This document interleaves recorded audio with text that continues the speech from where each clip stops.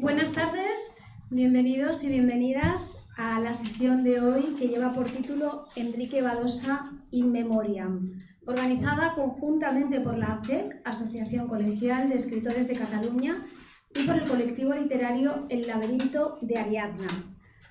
El homenaje de hoy se inscribe dentro de las 18ª Jornadas Poéticas de la ACEC, jornadas que tienen por objeto celebrar la poesía en todas sus manifestaciones y reconocer a los poetas más eminentes. Estas jornadas son y han sido desde su primera edición, allá por 1996, en la cual se homenajeó a Ángel Crespo, uno de los actos más destacados de la ACEC y una de las citas más prestigiosas en el ámbito cultural de Barcelona.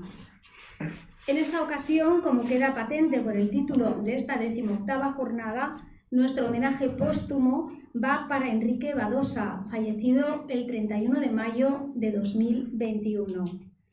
Me gustaría aclarar que la ACEC es una asociación que defiende los derechos patrimoniales y morales de escritores y traductores nacidos o afincados en Cataluña, a los cuales se facilita asesoramiento legal, difusión de su obra, un espacio de participación, entre otros servicios, independientemente de la lengua en la cual escriban, en la cual creen su obra. Después de este inciso, está claro que todos los que hoy estamos aquí nos hemos congregado para homenajear a Enrique Badosa. Eso, que ya está claro desde el principio, requiere no obstante una matización. Y es que los organizadores de este evento, tanto ACEC como el Laberinto de Ariadna, tenemos muchas y buenas razones para rendir un tributo personal y de amistad y de admiración poética hacia Enrique. De entrada fue uno de los socios fundadores de la ACEC, fue miembro del Laberinto de Ariadna, algo que por sí solo justificaría este acto. Pero es que en paralelo a esta actividad de gestión cultural y divulgativa, debemos reivindicar su cualidad y su calidad poéticas, que lo convierten en uno de los imprescindibles de la generación del 50, también llamada del exilio interior. Sin duda, una época difícil la que le tocó vivir a Enrique, sumamente compleja para cualquiera que se empeñara en escribir y en activar la vida cultural de este país. Pero además, siguiendo una estela literaria, Enrique Badosa fue asimismo un extraordinario crítico, ensayista, traductor y editor de Plaza y Janés, tareas con las que realizó una labor fundamental en Barcelona, nuestra ciudad. Desde la ACEC nos gustaría que este homenaje sirviera para reivindicar su figura y su legado poético, y por tanto nos gustaría que las semblanzas de hoy, la aproximación que vamos a hacer a su obra, se convirtieran en salvaguarda de la palabra poética de Enrique Badosa, desde el máximo respeto, desde la amistad y el reconocimiento. Ese es nuestro deseo. Recalco que este acto nace desde la humildad y la emoción sinceras, y con esa voluntad se ha organizado. A continuación paso la palabra al coordinador del evento, a Ricardo Fernández, escritor y poeta, miembro de la Junta Directiva del Laberinto de Ariadna, quien nos va a explicar en detalle, de un modo más concreto, la organización del acto de hoy, Enrique Badosa in Memoriam. Ricardo, tuya es la palabra. Muchas gracias, Dolors. Bueno, ya lo ha comentado Dolors. Enrique falleció hace un año y pico, el 31 de mayo. Nosotros en el Laberinto, yo conocí a Enrique un poco antes y luego me lo encontré en el Laberinto. Él era miembro del Laberinto desde el principio, Felipe nos lo puede decir, está aquí presente, y nos acompañaba muchas veces en los actos, era un miembro activo del Laberinto y nos acompañaba. Ya le hicimos aquí en el Laberinto un homenaje a Enrique en el año 2013, para conmemorar sus primeros 60 años como poeta. 60 años de poesía. Y justo aquí en esta sala, en junio de 2013, le hicimos un homenaje donde hicimos un repaso a su obra poética. También coordiné yo y en aquel momento recitaron poemas suyos Pura Salceda y Duesa. Entonces, no vamos a hablar, ya tenemos unos ponentes que hablaron un poco de su obra poética. Su obra poética tiene el común denominador del humanismo, diría yo, y es una obra centrada en tres registros: el registro lírico introspectivo, el satírico epigramático y la poesía de viajes. Se dice que Enrique era una persona independiente de las escuelas. Algunos de los ponentes nos dirá que sí o que no, y él destaca además, y además de poeta, fue un gran traductor poético, que también tradujo del catalán y del latín a grandes poetas. Badosa fue un representante de los escritores que empezaron a escribir en los 50, como Pepe Corredor, que tenemos aquí con nosotros, y aportó una voz distinta e inconfundible al grupo de poetas de su generación. Muchos le hayamos pedido... Micro, por favor. ¿Sí? Se oye muy ¿No se oye? ¿Y ahora? Sí. Vale, gracias. Muchos le hayamos pedido a Enrique que hiciese sus memorias, y él siempre se negó a escribir sus memorias. Él decía que yo no tengo biografía, indicando que lo que quería contar él ya estaba escrito en su obra. Y él decía también, me acuerdo, la poesía no es solo un medio de comunicación, sino también de conocimiento. Otras frases que comparto plenamente de Enrique es aquella que decía que sin ritmo no hay poema. Entendía esto. Y en la poesía de Enrique hay ritmo, claridad y profundidad, que son para mí tres de sus principales características.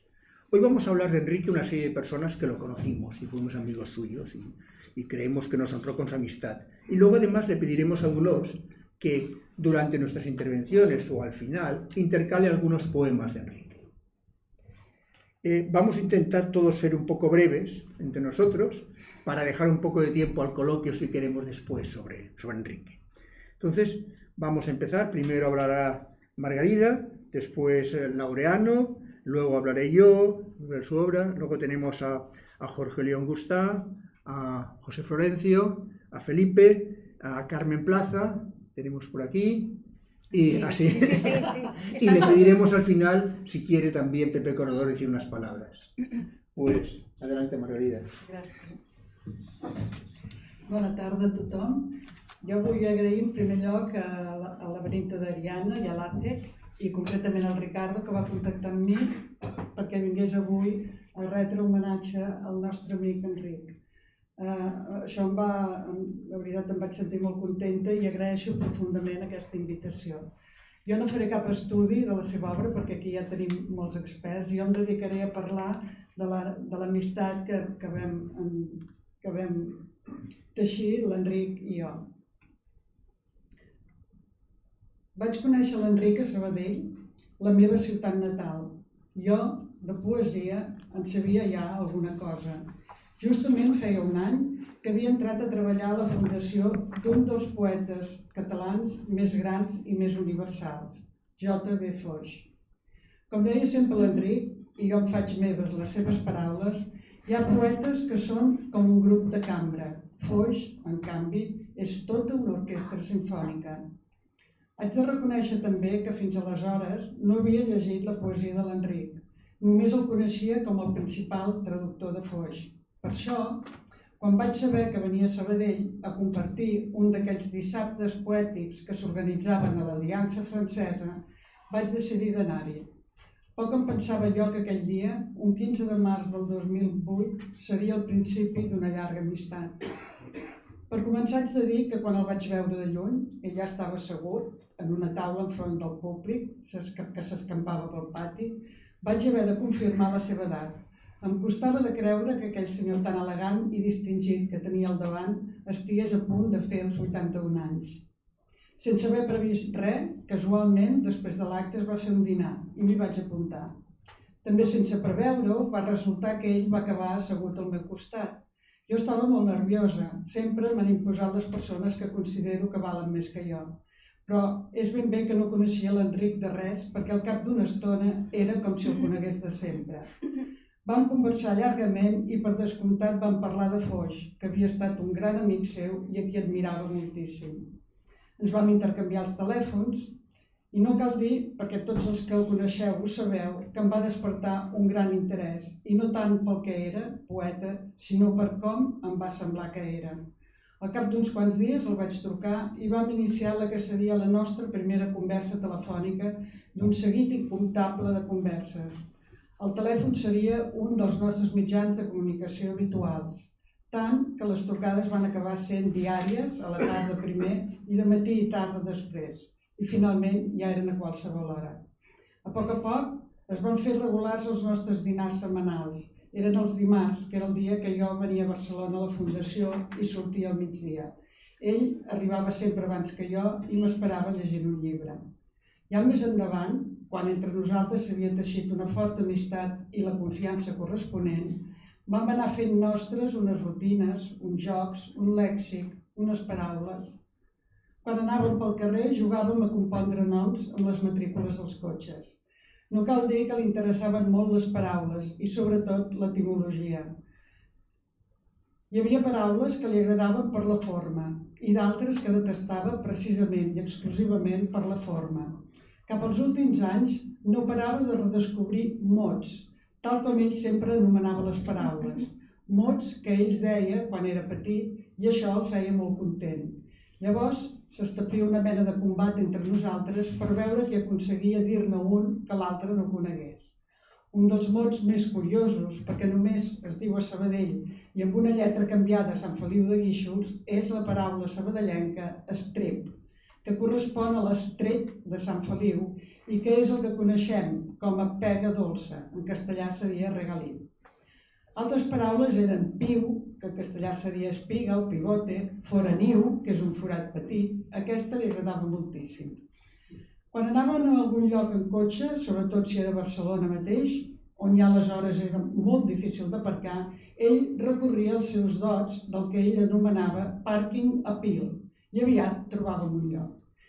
Era tan extremadament educat que fins i tot quan ja caminava amb certes dificultats, si coincidíem amb algú a la vorera que anava en sentit contrari, sempre era ell qui s'apartava a un costat per deixar passar el vianant i tot seguit el saludava. Entre moltes altres coses, l'admirava per la seva desimboltura.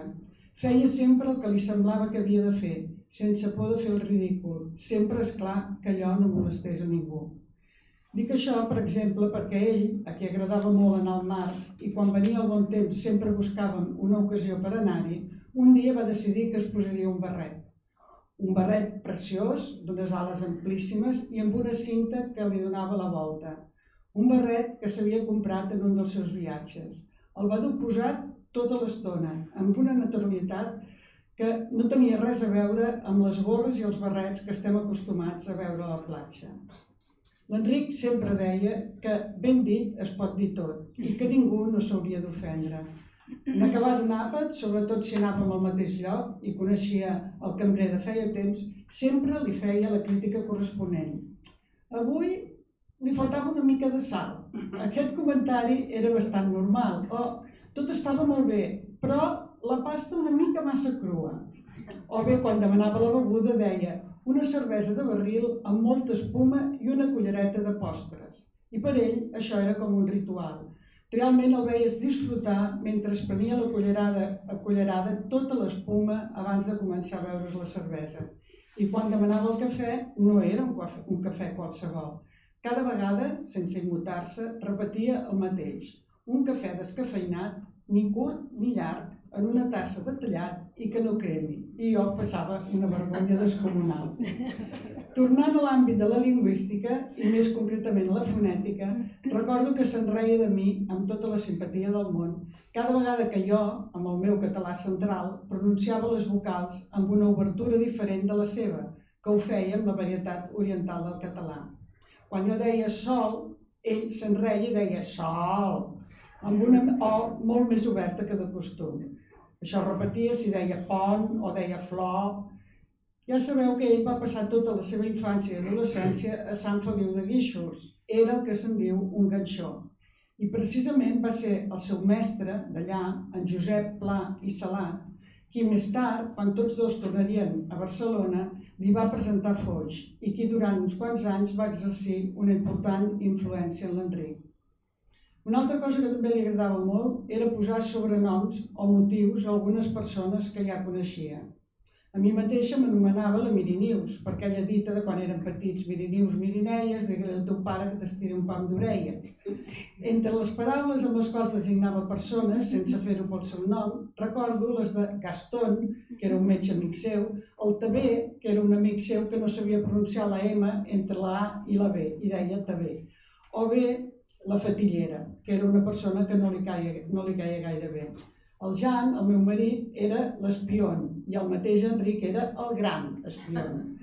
També s'anomenava a ell mateix Arrigo, per l'Arrigo Boito, aquell poeta i compositor italià d'òpera del tombant de segle. Aquesta pràctica va arribar a ser tan usual que acabàvem tenint dificultats per trobar el nom autèntic de la persona a la qual ens referíem. Amb l'Enric vaig aprendre una manera de fer, una manera de relacionar-se amb els altres, i procurar ser tan discreta pel que fa a la vida personal com ell era. Acostumava a parlar de la dona i de l'admiració sincera que li despertaven totes les dones. Considerava que la dona donava 1000 voltes a l'home en tots els sentits.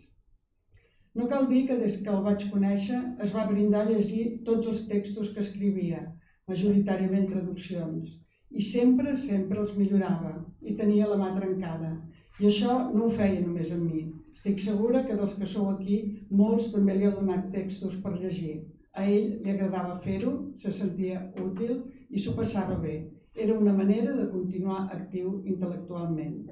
A més de ser un lector constant de poesia, novel·la i teatre en totes les llengües que coneixia, era molt bon conversador. Sabia escoltar i captar el seu interlocutor. El seu camp d'interessos era molt ampli. Com a bon traductor, tenia diccionaris en totes les llengües, tota mena d'obres de consulta sobre lingüística i literatura i, a més, llegia filosofia, teologia i obres de pensament en general. Recordo com li agradava riure i, sobretot, li agradava viure.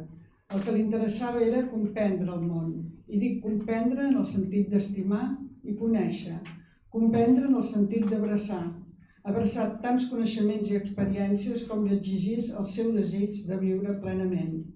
Crec que l'Enric va viure plenament tant pel que fa a les relacions personals com el que solem anomenar vida intel·lectual. Sí, l'Enric em va ajudar molt i d'ell vaig aprendre algunes coses, però deixant de banda anècdotes i curiositats, si hagués de destacar alguna de les seves qualitats, destacaria la seva humanitat. De mirada profunda i afectuosa, sabia ser una persona pròxima amb tothom. Era, com diu la fórmula clàssica, home entre els homes, i s'esforçava a estimar l'altre. Pel que fa als seus ideals de formació personal, penso en el títol d'un sermó de Martin Luther King, les 3 dimensions d'una vida plena. Estimar-se un mateix, estimar el purisme com a un mateix i estimar el Senyor, el teu Déu, amb tot el teu cor, la teva ànima i el teu esperit. No us descobriré res, de nou, doncs, si dic que l'Enric sempre es va esforçar per inserir-se en 2 tradicions, les 2 fonts principals del pensament europeu i occidental que va estudiar amb constància, la tradició cristiana i el llegat de la Grècia antiga. Com a mostra de la importància que per ell tenia ser un bon cristià i del seu temps, es podrien citar uns quants dels llibres que hi havia a la seva biblioteca. Tenia almenys 7 traduccions diferents de la Bíblia, diversos diccionaris bíblics i de teologia. I per no allargar-me més, em fa il·lusió citar un detall prou significatiu. La dedicatòria de l'any 1959, el segon tom dels 5 que componen l'obra La literatura del siglo XX i cristianismo del teòleg belga Charles Meller, on l'autor li agraeix la labor de difusió que ha fet de la seva obra en el nostre país. A les esmentades dimensions d'una vida plena hi hauríem d'afegir les 4 virtuts cardinals que en la tradició grega clàssica defineixen l'home equilibrat i en plenitud: el valor físic, la moderació, la justícia i la saviesa. Com a bon oracià, l'Enric tenia el caràcter ben temperat. Per això m'agradaria acabar llegint un fragment de la seva traducció del poema d'Horaci, dedicat a Licini, l'emperador romà, que resumeix de manera excel·lent aquesta àurea mediocritas, o daurada mitjania, tan constitutiva de l'Enric Badosa.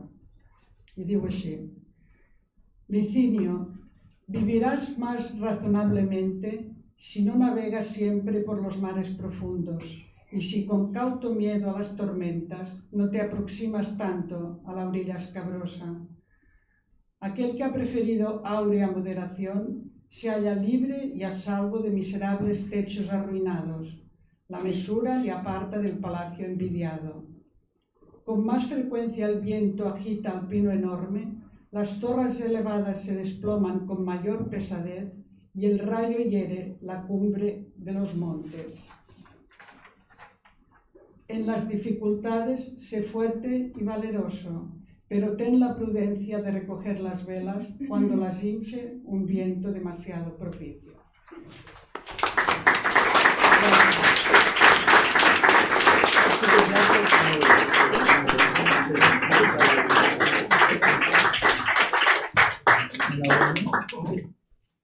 Ahora intervendrá Laura Bonet, también un gran conocedor de la obra de Enrique. Bueno,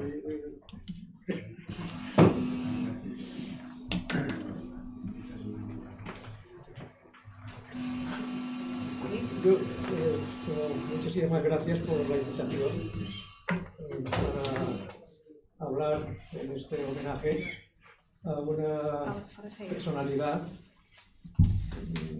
realmente excepcional, tanto desde el punto de vista literario como humano. Margarida ha dibujado de manera espléndida esa personalidad humana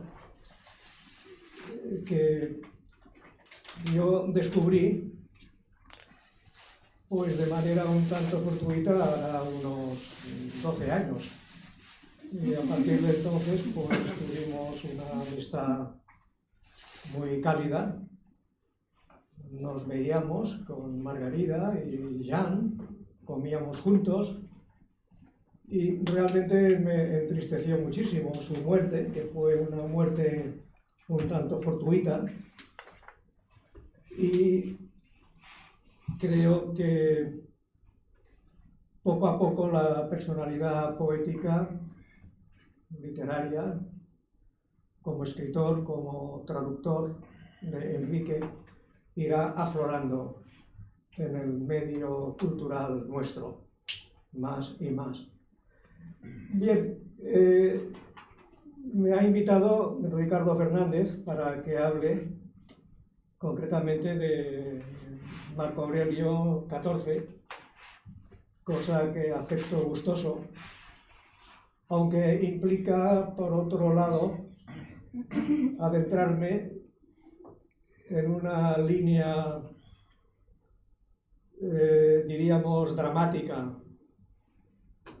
Es este libro fruto de una crisis muy profunda y mis palabras, mi lectura, mi interpretación de este poemario que yo estimo es extraordinario, pues irá decantándose hacia una línea bastante sombría, bastante oscura. La oscuridad es la marca cromática que impera en Marco Aurelio. En parte, esa intervención mía, muy breve, unos 10 minutos, será una secuela muy breve, muy esquemática, de la conferencia que ofrecí en el homenaje a Enrique, que tuvo lugar en la Universidad de Barcelona el 1 de junio de 2017 y pilotado con mano maestra por Margarida Trías. La conferencia tiene el título de Los colores y los sonidos en Enrique Badosa, Marco Aurelio XIV. Puede consultarse con el resto de las intervenciones de ese homenaje en la web Enrique Badosa, poeta y escritor, creada por la propia Margarida. El descubrimiento de Marco Aurelio causó en mí un estremecimiento emocional y estético por la rara belleza de sus versos, sin la menor duda. Una belleza nocturnal, casi podríamos ejemplificarla como el aleteo de una mariposa negra. Y asimismo porque la lectura implica pues un juego de afinidades, siempre. En las profundidades de mi persona se agitan mil lecturas de escritores como Dostoyevsky o Kafka o Unamuno, fundamentalmente. Otros participantes de aquel homenaje a Enrique en la Universidad de Barcelona optan, al contrario, por un libro más apolíneo, más luminoso, más sereno, como Mapa de Grecia, la otra obra maestra de Enrique. Así, para Ramón Andrés, y cito, Badosa es el poeta de Mapa de Grecia. Y para Pepe Corredor Mateos, Mapa de Grecia es un, cito, bellísimo, extraordinario libro. Ese descubrimiento del poemario badosiano tuvo lugar cuando La Vanguardia me encargó que hiciera su reseña. Una reseña que apareció el 17 de julio de 1998. En la bitácora, por cierto, de Ricardo Fernández, La palabra es mágica, se justifica ese rótulo añadiendo Ricardo que ello es posible porque la palabra, cito, tiene el poder de transformar los sonidos en sentimientos. Pues bien, en esta reseña, semilla de mi futura conferencia en la Universidad de Barcelona, ponía yo el acento justamente en el tratamiento fónico de la palabra y las agrupaciones de palabras que realiza Badosa en Marco Aurelio. Un tratamiento sutil y a la vez nada improvisado, fruto de la ciencia poética más depurada. Escribía yo en esa reseña: Marco Aurelio XIV es libro sugestivo e inquietante. Anidan en él espléndidos versos. Esa dolorosa sugestibilidad aflora en una hábil materialización de sensaciones. El polvo nunca cesa de escribir. La oscuridad golpea los postigos. O el eneasílabo, que a mí siempre me ha asombrado, arrastra cenizas cansadas, que es una imagen referente a la agonía y fallecimiento de su compañera sentimental, que dio origen a Marco Aurelio. Y en mi reseña añadía seguidamente: en otras páginas, la conversión de la palabra en suaves sonoridades que resaltan la expresividad del texto es notabilísima. Su sombra es sombra de una sombra, otro gran verso. En ocasiones el autor opta, en cambio, por la aspereza. Crujen espinas y piel muerta. De piedra es el viento. Se agrietan las paredes. Preparando esta charla, yo no sé si me estoy alargando demasiado o no, si con la máxima crueldad me cortas cuando entiendas que ya he superado el cronómetro. Somos muchos, pero eso lo merece. Sí, porque voy por la tercera media cuartilla y en total son 6 media cuartillas. O sea, 3 cuartillas. Sigue. Preparando esta charla, me he dado cuenta de la poderosa fuerza deíctica que desprende el título de nuestro poemario, Marco Aurelio, 14.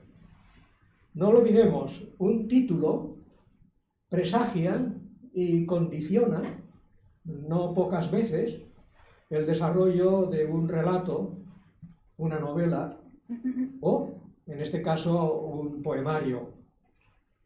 Tenemos, a partir del título, una fijación muy concreta, una deixis espacial.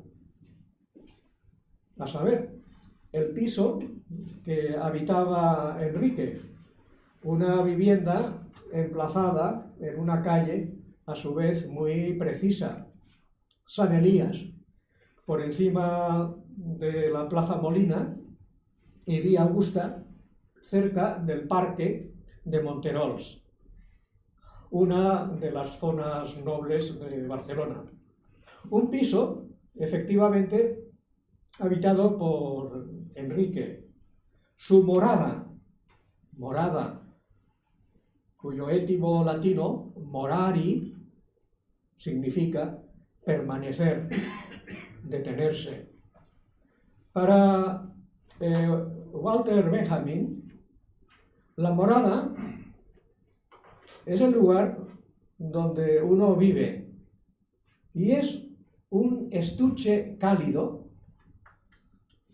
indica este pensador, cálido y entrañable, porque nos preserva de las agresiones del mundo exterior. Pues bien, la morada de Enrique, Marco Aurelio 14, segunda planta, puerta segunda, se ha convertido en este poemario en un laberinto lleno de sombras, tras la muerte, tras el fallecimiento de su compañera sentimental. Cabe subrayar que nuestro poemario es una elegía y como tal elegía llora el fallecimiento del ser querido, expresando el estupor que esa muerte causa y asimismo pues apuntando hacia la felicidad pretérita. Marco Aurelio es un libro dual.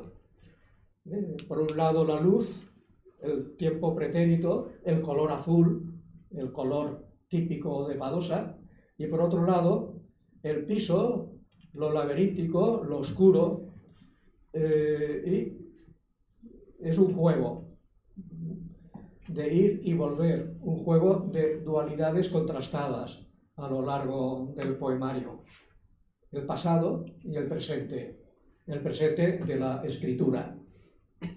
Ese piso, esa morada, ya no es, tras la muerte del ser querido, un estuche cálido para Enrique. Confiesa el propio Enrique, dirigiéndose a la mujer ausente: tan alejado de tu voz, regreso de nuevo a la intemperie de mi casa, y únicamente sale a recibirme en la pared mi sombra, la de nadie. La intemperie, por tanto, ha suplantado la calidez del estuche protector. Incluso ese yo poético llamado Enrique es ya una sombra de la nada. Uno de los hilos conductores de nuestro poemario será justamente la progresiva desintegración del yo badosiano, aunque a la postre esa desintegración queda detenida por la presencia de la conciencia religiosa, la presencia de Dios, y así lo ejemplifica los últimos versos que cierran nuestro libro. Pues bien, hay un montón de unidades léxicas, enunciados, versos, que hacen referencia a ese carácter laberíntico de la morada del poeta, dibujándose una precisa topografía del lugar: corredores, más corredores, puertas, alcoba, cristales, espejos, relojes, cuadros pictóricos, muebles, paredes, cuyo color blanco contrasta con la oscuridad ambiental de la morada de Enrique. Leemos a este respecto, por ejemplo, blanco abismal refulgen en todas las paredes, recubre cuadros, muebles, empaña los cristales.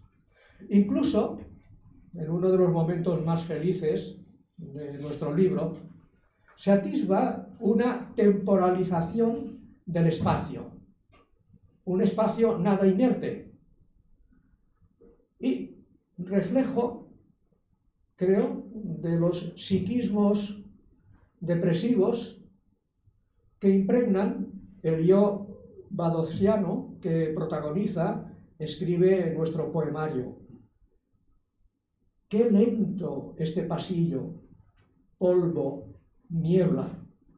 El piso que habita Enrique, en el número 14 de la calle Marco Aurelio, tiene ciertamente una materialidad autosuficiente, diría. Está ahí. Ahora bien, poco a poco va mudándose en metáfora, en reflejo simbólico, acaso, de los sucesivos estados anímicos que invaden a nuestro poeta. Golpearemos las paredes de un laberinto, dice una página, y otra, me extravío en cenizas, igualmente, nótese la fusión entre lo matérico y lo psíquico, y fue este laberinto de estar solo. Marco Aurelio XIV es un libro confesional, ciertamente. Está plagado de marcas autobiográficas, pero, y aquí reside su artisticidad, no es simple documento de una secuencia muy dolorosa en el existir de Enrique, que tuvo lugar en torno al año 1991, cuando fallece la mujer que fue su pareja durante mucho tiempo. Muy al contrario, y me lo indicó Enrique en una de nuestras innumerables conversaciones en la Plaza Molina, justamente, es un libro escrito con un muy consciente control intelectual, en sus propias palabras. No soy nada romántico, no me gusta la inmediatez como punto de partida para escribir un poema. Voy ya concluyendo. Un control intelectual que se patentiza en las múltiples combinaciones cromáticas, fónicas, rítmicas o acentuales que van dando tal densidad al poemario que éste se convierte, desde el primer verso, en un organismo con vida propia. Sí, hay noticias sobre esa crisis íntima de Enrique, pero esa noticia o este conjunto de noticias se transforman mediante un tratamiento muy riguroso en plenitud artística, que se independiza de esas propias noticias. El arte supera al documento. Acudiendo a la retórica de la literatura, así lo demuestran las sutiles dilogías, geminaciones, homofonías, traslaciones metagógicas, sonidos metafóricos que pueblan nuestro poemario. Sin olvidar, una vez más, la tan severa, científica, diríamos, acentuación versica, rasgo esencial en el arte poético de Enrique, como todos sabemos. Bueno, los tres poemas que acto seguido va a leer nuestra querida Dolors, así lo demostrarán, creo, todo lo que yo he ido exponiendo, de manera quizá un poco esquemática al respecto. He seleccionado tres poemas que me parecen espléndidos. Desde un profundo espejo se aproxima, luego Sucede mal silencio del légamo reseco. Y por último, enturbia la luz con sus ojos. Y sobre todo, prestad atención a ese eneasílabo que a mí me ha cautivado desde hace ya varios años. Arrastra cenizas cansadas. Bellísimo ejemplo de la más noble escritura badosiana. Bueno, pues cedo la palabra a Dolors y a Enrique. Perdón. ¿Se puede apagar esto? Estamos en la... Sí, un momento. Bueno, sí, ya está. Bueno, vamos allá.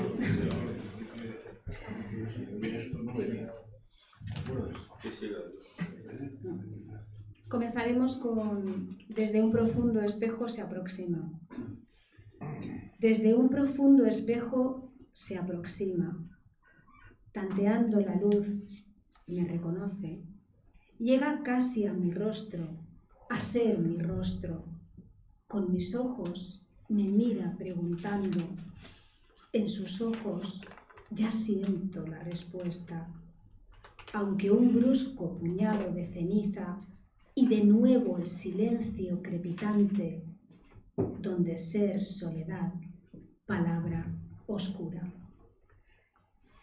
El siguiente se titula Sucede mal silencio de légamo reseco. Sucede mal silencio de légamo reseco. Se agrietan las paredes y qué crujir de espinas. Hacia ninguna parte los largos corredores. ¿Quién cierra con estrépito puertas inexistentes? ¿Y quién me está mirando detrás de cada puerta y me aprieta los ojos con luces extinguidas?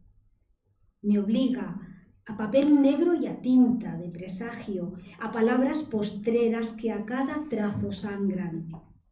Y mientras de mis libros gotean letras rojas hasta quedar en blanco cuanto he sido.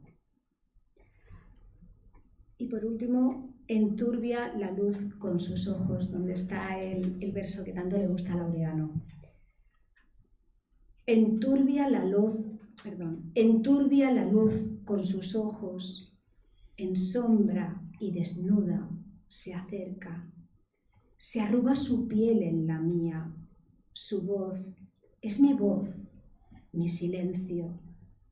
Me pesan sus pies y su noche, sus manos cuartean mis manos. Arrastra cenizas cansadas, desteje sus últimas ropas, olvida su nombre en mi nombre, se pone a mi lado y espera conmigo y espera. De súbito, un rayo de frío.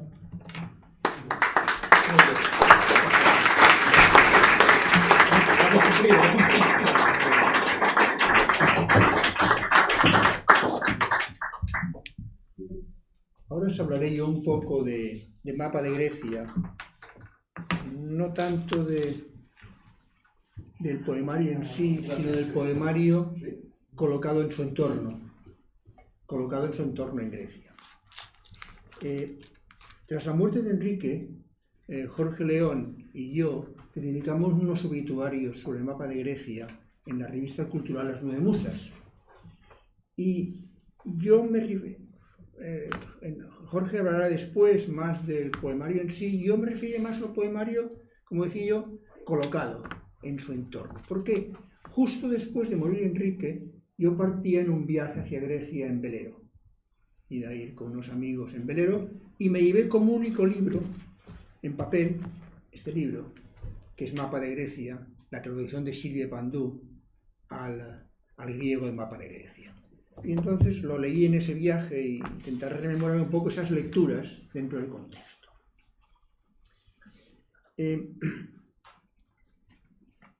Se dice que Mapa de Grecia es un poemario de viajes. Mapa de Grecia se publicó en el 79 en Selecciones de Poesía Española, que era una colección que dirigía Badosa, que entonces era el director literario de Pacejanés, y el poeta dice que lo escribió en los años anteriores, 76-77, aunque yo por lo que hablé con Enrique creo que eran notas que ya tenía él de viajes, ¿no? Y que luego lo rehizo en esa época.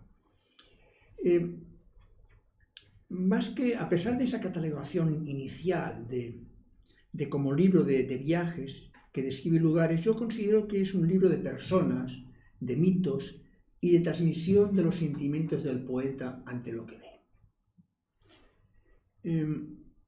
Bueno, tengo que decir que yo conocí a Enrique gracias a Grecia, a través de Grecia, porque una amiga común nos presentó, una amiga común que también le gustaba Grecia, nos organizó un día una cena donde conocí a Enrique ya por principios del 2000, y a partir de entonces nos hicimos amigos, y nuestro tema un poco era, tratamos mucho del tema de Grecia, hasta organizábamos cenas griegas y dábamos mucho del tema que nos gustaba mucho a los dos, que eran las griegas. Y además tuve la suerte de que Enrique me presentase 2 libros míos sobre Grecia, porque otra característica de Enrique es que nunca tenía un no cuando le pedías algo, siempre te quedaba.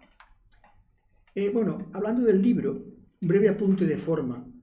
Son libros sustentados en un ritmo métrico claro, un ritmo impecable que combina endecasílabos, heptasílabos y alejandrinos, en este caso. Aquí no tenemos los eneasílabos, comentaba Laureano. Y además con un ritmo binario en general en los poemas, y luego con las divisiones versales se corresponden mucho con las sintácticas, o al menos no luchan con ellas. Estos versos sin rima se sustentan, por lo tanto, en esta estructura que llamamos esticomítica y en este ritmo métrico, que es lo que hace verso al verso. Y no podía ser de otra forma en un poeta como Badosa, que domina la teoría y la práctica y que cuida la forma, teniendo muy presente que un buen poema se sustenta tanto en un buen contenido como en un buen continente. Entonces, abro el libro y el primer poema del libro es Los límites de Grecia, que me servirá un poco como guión de esto. Son 13 endecasílabos blancos que describen con breves apuntes los límites cardinales de Grecia y su centro. Y ya que en ese viaje yo navego por el Dodecaneso, por la parte oriental de Grecia, las islas griegas, recojo 2 versos que tratan del este de Grecia, estas islas, y dicen: al este, los joyeles de islas plácidas, en creación, amor y vinos cálidos. Islas plácidas, porque es una zona menos sometida al meltemi, a ese viento, a esa tramuntana, porque en Grecia también se llama el meltemi tramuntana. Pero esto sería objeto de otra charla, que podríamos hablar de los vientos, cómo nos unen en el Mediterráneo, porque los nombres de los vientos son muy parecidos en todo el Mediterráneo. Y islas de vinos cálidos, porque son islas de vinos dulces, las islas del Dodecaneso. Por cierto, los papas de Roma estuvieron consagrando con vino de Lipsí, una isla del Dodecaneso, muchos años, porque Mussolini los enviaba al Vaticano, cuando eran griegas esas islas. O sea que, bueno, y el vino siempre ha sido una unión de culturas mediterráneas. Y ya que estoy en Samos, que es una isla, recuerdo un poema de Enrique, algunos trozos de un poema de Enrique sobre la isla de Samos, que es donde empieza el Dodecaneso, y dice: en el sentido azul de las palabras hablábamos de cosas de la mar, de su mirada azul, de sus cabellos, peinados en azul de espejo azul, de lo que pone azul para nosotros, a dónde va con ese paso azul. Y para más verdad de lo que hablamos, nos fuimos al azul adolescente, de su desnudo azul, y regresamos para siempre azules. Yo comentaba a Laureano la importancia del azul para Enrique Badosa. Claro, estamos en Grecia, y Grecia es un mundo de azules, sí, el azul del mar, el azul del cielo, el azul de las puertas que se pintan en Grecia junto con el blanco de las paredes, pero las puertas y ventanas suelen estar pintadas de azul. Versos endecasílabos, como hemos dicho, y un heptasílabo, y todos además muy curioso, todos apoyados al acento en sexta, menos los 2 últimos que cierran los 2 pequeñas estrofas, que son versos sáficos apoyados en cuarto y octava. Enrique dominaba mucho la técnica. Entonces, ese cambio de esos versos hace que, de alguna forma, acabe la estrofa con un cambio de ritmo. Luego seguimos la referencia y la siguiente parada es en Patmos, otra isla donde se dice que San Juan escribió el Apocalipsis.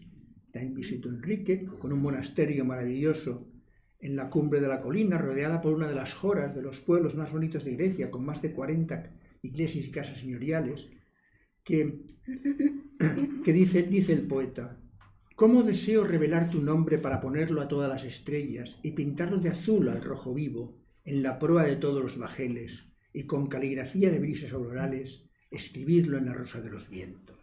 Luego dice: «Lo quisieran levar todas las islas y las muchas ciudades de ribera». Yo recuerdo haber comentado con Enrique los paseos por esta jora de Patmos, con las intrincadas calles, después de visitar el monasterio, descubriendo iglesias, conventos y recodos, mientras abajo, en la bahía de Escala, por la que hemos llegado y por la que partiremos de la isla. Ahora vuelvo con la imaginación a Creta, esa gran isla que cierra el Egeo, una gran isla, y que tiene, a pesar del turismo, muchos secretos por describir. Como decía Enrique, al sur el mar de Creta, que sostiene el inicio del mundo en una isla. Y aquí le pediré a Dulós que recite un poema, que os voy a explicar un poco de qué va, porque Enrique me lo comentó, que es un poema que hay que poner en el contexto de los años 70, en la profunda Creta, y teniendo en cuenta el papel de la mujer en aquella sociedad ancestral. El poema se llama La Tejedora María. Entonces Enrique va a visitar un sitio donde esta señora teje, y esta señora le dice ego, que es yo, en griego, ego, cuando Enrique le deja pasar a ella primero por la puerta.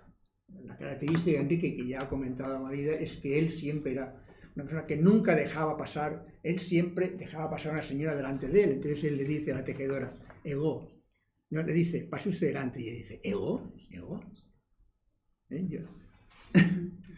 Porque nadie evidentemente la había dejado. Dice aquí, como dice Enrique, ese respeto por solo un instante la hace libre a ella. Sí, es muy bonito, el poema. Solo porque te digo, usted primero, al salir de tu casa, te conmueves. ¿Ego? Preguntas a milenios en el sometimiento y la penumbra de ser mujer, dar vida, vivir muerta. Te vuelves fugazmente, con temor, a todos los retratos de familia y a su severidad admonitoria. Pero al fin te decides en un salir de casa como nunca salieras. En el umbral te asustas, pues la negrura cae de tu ropa y del pañuelo oscuro de mordaza que apretaba tinieblas en tu rostro. Y te encuentras vistiendo la alegría de los colores más primaverales que cuanto tejes van cubriendo Creta. No habré llegado en vano a este lugar si por un solo instante has sido libre. Te recordaré siempre, yo también. Ahora pasamos a las Cícladas, al centro del Egeo. Dice Enrique, y en el centro las Cícladas alzadas para llegar al centro de la luz. La luz en Grecia es el azul y también la luz. Estas islas, donde los azules, los blancos y la transparencia del aire aún es más intensa, como su viento meltemi que blanquea el mar y hace rudo navegarlo. Yo de este capítulo escojo un poema que también nos leerá ahora Dulós, que se llama Regreso a Paros. Este poema no lo había comentado yo con Enrique, pero lo imagino. Hay que tener en cuenta que la Venus de Milo es de mármol de Paros. El mármol que se dice que es el más bello del mundo, el más blanco y translúcido que hay, de unas canteras que aún hay allí. Entonces, habla un poco de esto el poema y de esa imagen que regresa a sus canteras de origen. Y yo me imagino a Enrique sentado en un café a la orilla del mar, en Paritia o en Naúsa, que son dos ciudades de Paros, deslumbrado por las luces azules e imaginando cómo toma vida esa Venus, que hoy tenemos que contemplar encerrada en un museo, tan lejos de donde nació y donde convivió con esa cultura. Sí, se titula Regreso a Paros. Salió pausadamente de la mar. El azul de la brisa la asistía. Su desnudo de amor acariciaba. Atravesó la arena, vino al puerto, paso siempre desnuda y silenciosa, por entre quienes nunca la esperaban. Anduvo en dirección a las canteras y los menos incrédulos seguíamos. Ni una vez se volvió para mirarnos. Llegó, su paso fue más contenido. Pareció vacilar, buscar a alguien, querer mirar quizás hacia nosotros. Se oyó como un rumor de bienvenida y con ternura penetró en el mármol. A mí me encanta este. Sí. Son muy bonitos, todos son muy bonitos. Además, ahí si estás allá en aquel, parece... los estás leyendo, como estás leyendo allá cuando estás recorriendo estos sitios, pues te imaginas más. Ahora pasamos al Peloponeso. Y él tiene, Enrique, un poema que se llama Atardece en el templo de Basae. Os leo un trocito solo, que dice: qué ausente de la mar está tu altura, cómo se echa de menos aquí el mar, acumula silencio, hablemos bajo. Los vientos soterráneos ya se acercan, grietas de oscuridad abren el aire. ¿Por qué resuenan pasos si aquí ya nadie pasa? El pavor se aproxima, luz para la muerte. Hay que recordar que este templo, que está de los mejores conservados de Grecia, está en la cima de una montaña, en un sitio deshabitado, en el centro del Peloponeso. Está a 1100 metros de altura. Entonces allí construyeron un templo dedicado a Poseidón. Y ahora es un sitio deshabitado y con nieblas. Entonces yo visité ese templo porque había leído este poema y tuve que desviarme un día que estaba por allí. Y claro, realmente es un sitio con nieblas. ¿Sunion? No, Sunion no, Basae. Basae está en el centro del Peloponeso, en la parte central. Es una montaña, 1000 y pico de metros, y pues ahí por la tarde hay nieblas, no se ve el mar, es lejano. Entonces allí hicieron un templo dedicado a Poseidón. Y ahora está todo abandonado. Entonces eso un poco refleja esto, ¿no? Un sitio lejano. Es un templo del siglo V a.C. y tiene además columnas jóricas, dóricas y corínticas. Y se dice que está muy bien conservado porque no había cerca ningún pueblo y no se llevaban las piedras para hacer casas. Ya. Sí. Y luego vamos a ver también, me interesa también de Península, de este capítulo, los poemas que dedica Enrique a Delfos. Entonces, Delfos es el oráculo, es un sitio precioso, Delfos, y entonces él dedica un poema a la fuente de Castalia, que también creo que Jorge puede comentar algo, pero yo me quedo con la segunda parte del poema, con el final, que es un tema que también ha comentado Enrique, cuando él se encuentra un pastor, y el pastor comparte con él su comida. Dice: se tocaba con gorra de marino, como buen capitán de manantiales, seguro de su mando sobre tanta belleza. Su rostro era una arruga cubriendo una mirada. Abrió el atillo parco y extendió poco a poco las aceitunas negras de hueso puntiagudo y el trozo de qué pan y de qué trigo. Para la sed, el agua. Me miró natural y con la mano me condujo los ojos a las frugalidades. No dijo nada más. Nunca el griego fue lengua tan hermosa. Bueno, les comentaba esto, que había dejado unas aceitunas y todo esto. Esto me hace recordar, una pequeña anécdota, que una vez estábamos en Grecia y habíamos quedado con Enrique para hacer una cena y hicimos que nos cocinasen una cena en Grecia, en una taberna. La cogimos en un avión y al día siguiente la metimos en una bolsa con tuppers y viajó en el tuppers, llegó a Barcelona y por la noche con unas amigas nos tomamos con Enrique una cena griega traída en el avión desde Barcelona con una resina que también trajimos, un vino de resina. Bueno, quiero acabar ya. Entonces, quiero acabar con un poema que es el poema Salamina, que es el poema que está grabado en esta isla, en una placa de mármol. El gobierno griego hizo un homenaje a Enrique Badosa y grabó este poema allí. porque allí en Salamina se resolvió aquella batalla contra los persas que hizo que cambió el curso de la historia porque mantuvo a Grecia libre y por eso, como dice Enrique, pues seguimos hablando en lengua libre, que dice él. Dice el poema: por eso has escrito el Partenón, con la más bella tinta de la tierra. Por eso se ha labrado el pensamiento en la piedra más sabia y perdurable. Por eso estás hablando en lengua libre. Y bueno, yo cierro el libro con el que he acompañado y recuerdo, por eso antes cierro el libro, pues recuerdo que espero que Enrique descanse en paz en el Parnaso literario, pero espero que ese Parnaso no sea como el actual en Grecia, como esa montaña que se ha convertido en una estación de esquí y que dijo Enrique: ahora está al alcance de cualquiera ascender al Parnaso en telesquí. Yo os quiero acabar con esto, pero quiero recordaros un poema que le dediqué a Enrique y que leímos aquí en el homenaje hace 8 o 9 años, ¿no? Que se llama Maestro de Poetas, que se dedicamos aquí en el Laberinto, y dice: caballero del verso, buen amigo, tertuliano de pro, de sobremesas, gozando de la cultura en que profesas la gaya ciencia, a quien está contigo. Enrique, hoy habrás sido testigo de que este laberinto, filas prietas, ha entonado en tu honor unas completas que te hacen vencedor del Minotauro. Permítenos por una vez el lauro de nombrarte maestro de poetas. Gracias.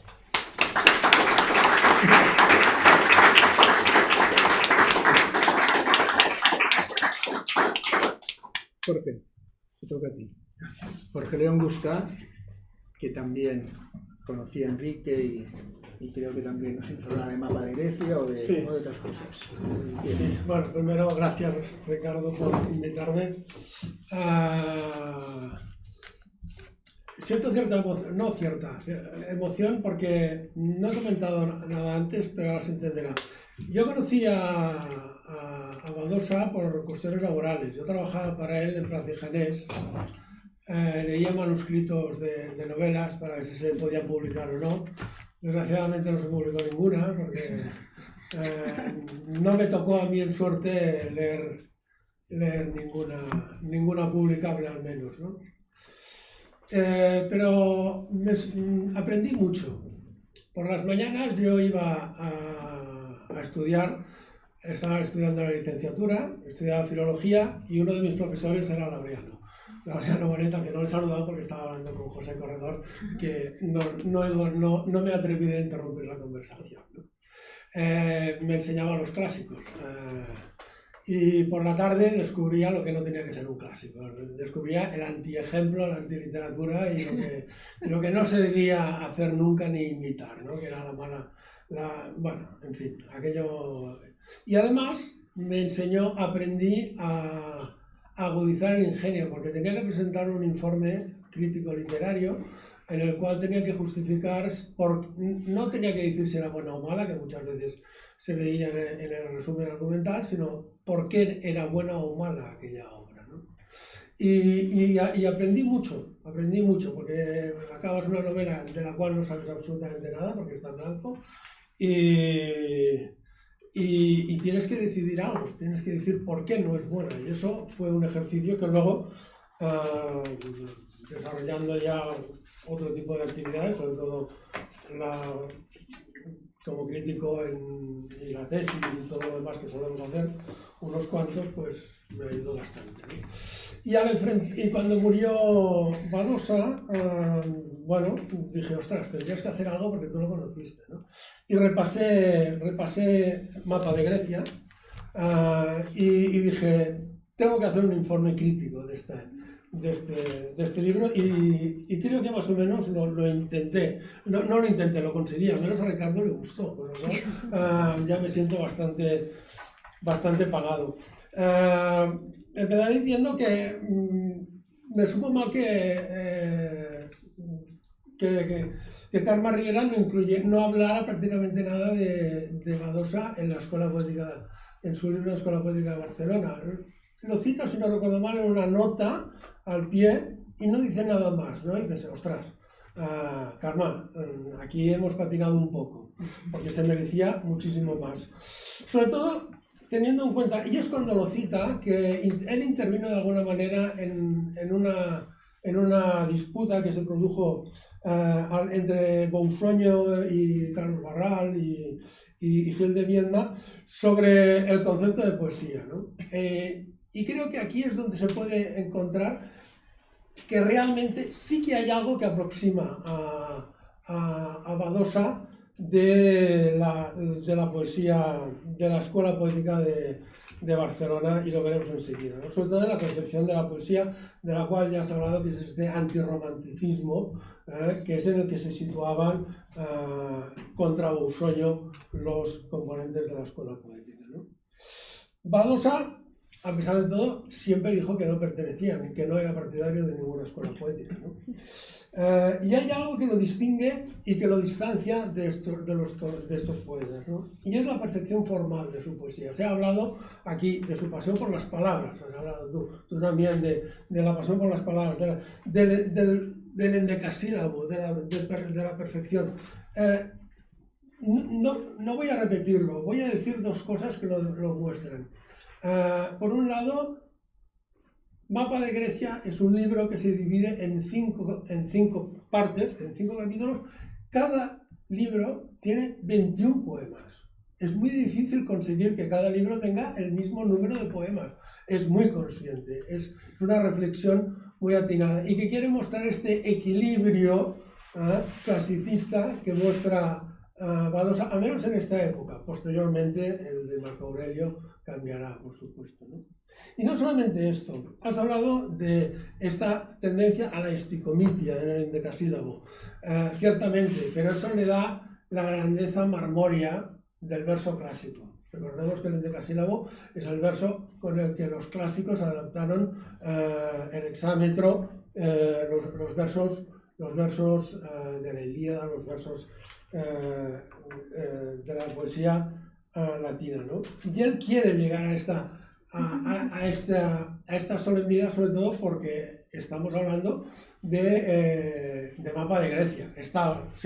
Y por tanto Grecia no es solo el azul, que es el azul, es el mar, sino que todo él se imbuye de esta grandeza clásica a través de este elemento tan sencillo que es la tendencia a la esticomitia en el endecasílabo, ¿no? Y he dicho que Badosa se proclamaba antirromántico. Sí, no solamente antirromántico, lo hace en un librito teórico, hablemos primero de Júpiter, en el que expuso toda su teoría poética y que es muy interesante, ¿no? Y en ella se opone a la visión de Bousoño, de Carlos Bousoño, de que la poesía lírica ha de ser poesía subjetiva y de comunicación del sentimiento. Él todo lo contrario. Y para demostrarlo, nada mejor que estos poemas de Mapa de Grecia. ¿Por qué? Porque se basan, el yo no está precisamente presente. El yo solamente está como elemento focalizador del espacio, del paisaje, de todo lo que va encontrando. Porque la belleza del poema reside precisamente en la belleza del paisaje, del entorno, ¿no? La fuente Castalia, mediodía, ni oráculos ni tiempos venideros. El sol profundizaba precipicios por entre el crepitar de las cigarras. Había en el espacio una plomada roja. Exhausto de entusiasmo y de solemnidades, me senté junto al árbol que acompañaba la fuente. Aquel sabor del agua lo recuerdo. Simplemente lo único que le interesa es dejar constancia de este espacio, huir de la exposición del yo. Podríamos decir también que evidentemente el tono social no está en Badosa frente a los poetas de la Escuela de Barcelona, pero cuidado, nos equivocaríamos un poco. Tiene un poema, luego aquí lo estaba repasando, en Mapa de Grecia, dedicada a titulado Giaros, que era una isla en el que estaban los disidentes políticos en aquel momento, ¿no? Y evidentemente él le dedica un poema a este a este reducto, a esta especie de cárcel en el que estarían todos ahí encerrados. Ignoro la verdad las circunstancias políticas, ¿no? Pero el final nos lo deja ver, ¿no?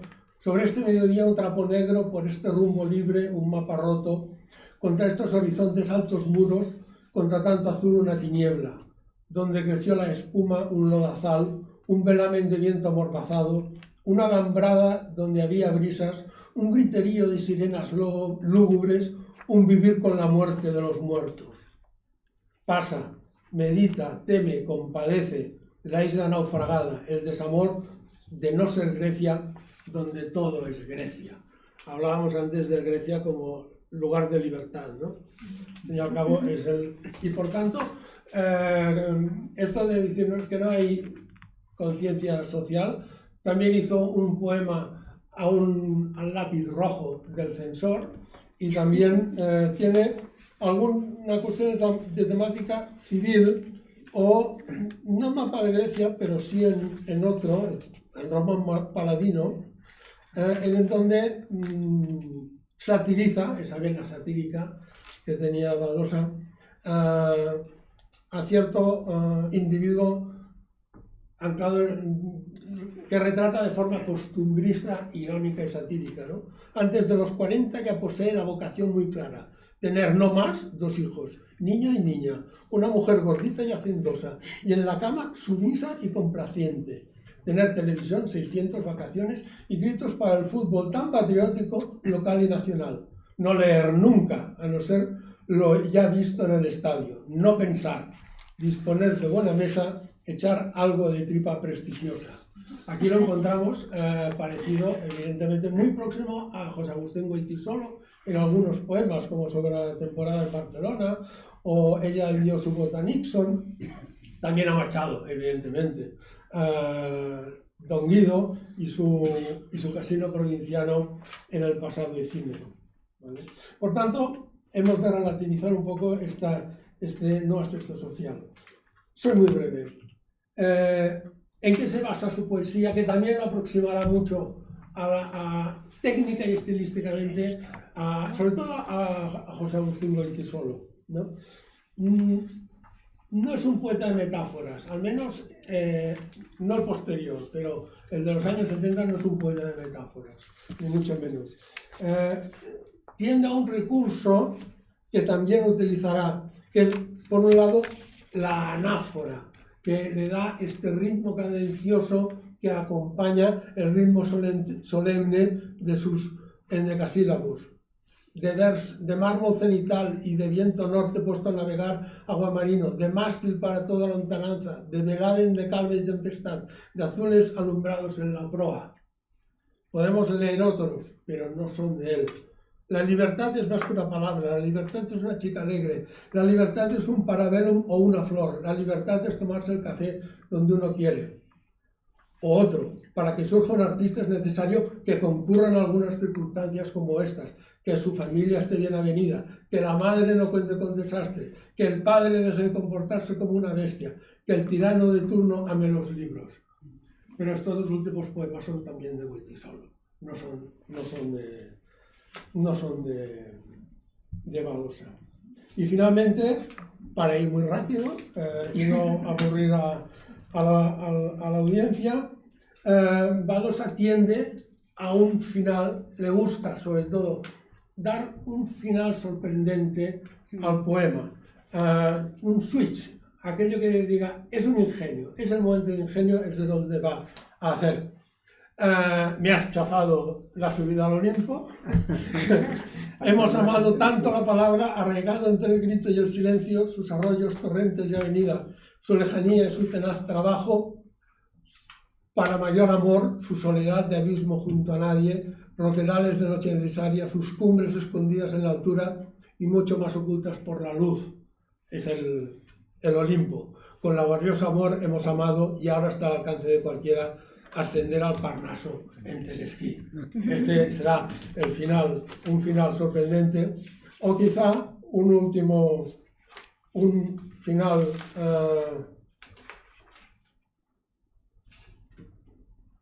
bueno, somos todos mayores. Este homicida falo socarrón, a no dudar experto, pero poco prudente, puesto que lo primero es no asustar ninguna doncellez de las que buscas. Un príapo así no facilita nada, no te propiciará la buena mesa de un amor juvenil y muy jocundo en la siesta candente. Ni siquiera las damas generosas del ávido turismo climatérico querrán saber de ti.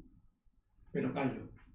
Sin duda tu experiencia de hombre maduro en juventud perenne te lleva a enardecer el bronce lujurioso y altisonante de elecciones sabias. En fin, este es quizá un poco la idea de Badosa, intentando comprimir para dar tiempo a todas las voces. Muchas gracias. Muchas gracias.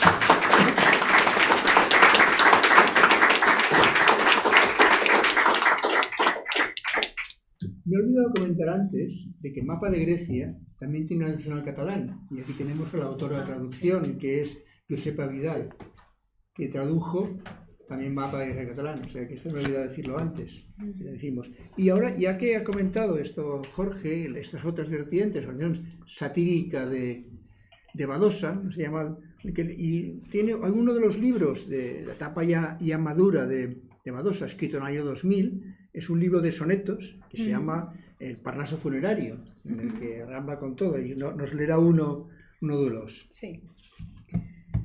Se titula En campo no muy santo.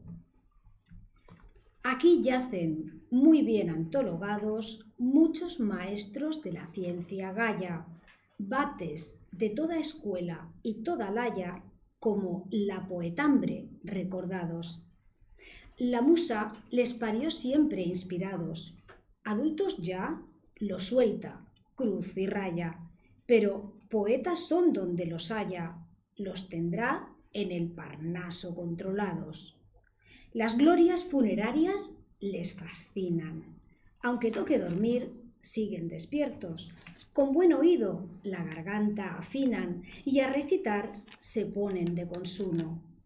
Es fama que en tal campo de los muertos se ven más fuegos fatuos que en ninguno.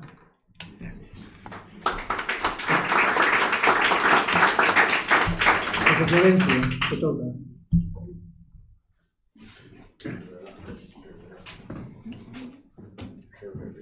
Sí, me dice Felipe que sea breve. Voy a ser brevísimo. Lo breve es bueno. Exactamente. Bueno, pues me como los agradecimientos, los dais por hechos, y todos esos rollos de la patata y empiezo a hablar de Enrique, que es lo que nos importa. Esto no es mío, esto se ha dejado aquí. Enrique era un poeta clásico, un poeta extraordinario, de la Escuela de Barcelona, pero a diferencia de todos ellos, no era dipsómano. Además, le daba el whisky, que era un primor, pero Enrique no era dipsómano. Enrique era un caballero de la orden de la caballería de la poesía, una orden medieval muy antigua, un auténtico caballero. Yo le tenía mucho aprecio. Nos conocimos un poco tardíamente, pero me gustó mucho un libro sobre Grecia que escribí.